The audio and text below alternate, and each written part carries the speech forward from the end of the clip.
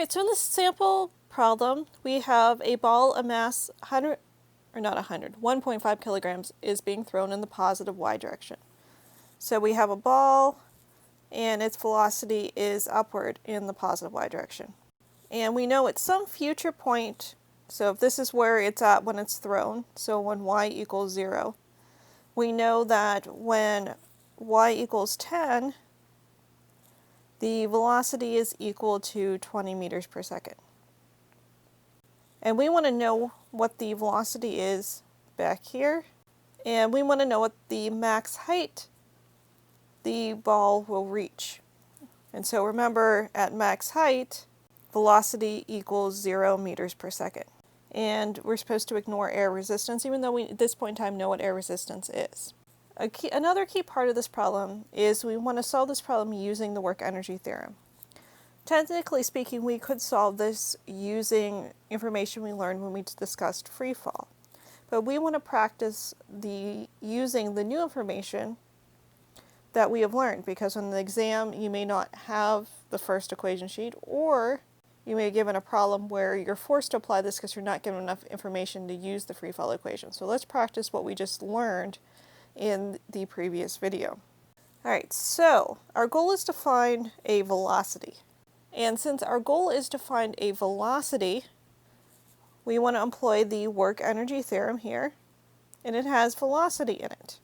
So this here is our unknown, so we want to know what that is. We have the velocity final because we know what the velocity is at when y equals 10 meters. We know the velocity is 20 meters. So we know when y equals 0, it's what we're looking for.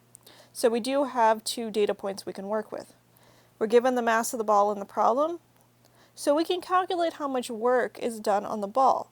Well, actually we can't, because our goal is to find v initial. So we have two unknowns in this equation.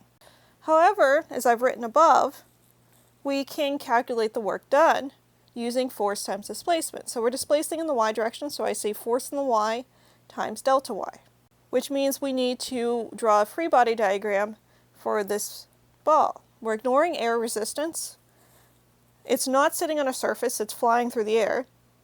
It means there's no force normal, there's no strings, nobody touching it. So that means there's no force applied, no force due to tension. So the only force acting on this is our one field force, because there's nothing touching it. And that's the force due to gravity in the negative y direction. Alright, so what I've written down here is that I've equated the two equations. So work equals force in the y times delta y, work equals 1/2 times the quantity vf squared minus vi squared. I've just equated them, so I replace work with work. And for the force in the y direction, I'm now going to place in, let's see, Fg is equal to m times g, so mass times the gravitational field strength. And it's acting in the negative y direction, so I put my minus sign out front there. And now I can plug in the information that I'm given. Because I have the mass, I know what the gravitational field strength is, and I know what the change in y is. Because my delta y, remember delta means final minus initial, so final is going to be 10 meters. Initial was 0 meters, so it's just 10 meters.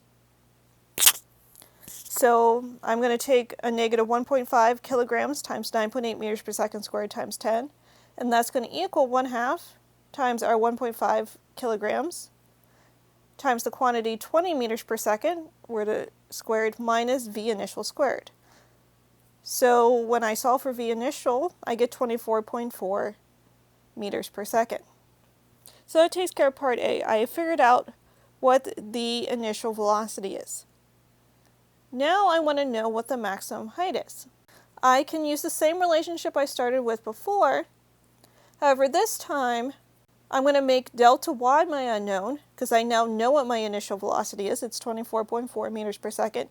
And I'm going to change my final velocity from at this position here to 20 meters per second. We're going to set it to 0, because the velocity is going to decelerate to 0 at the maximum heights, because once it hits 0, it can't keep going up because it has no velocity. So I'm going to plug that in there. And so I find out the max height is 30.4 meters.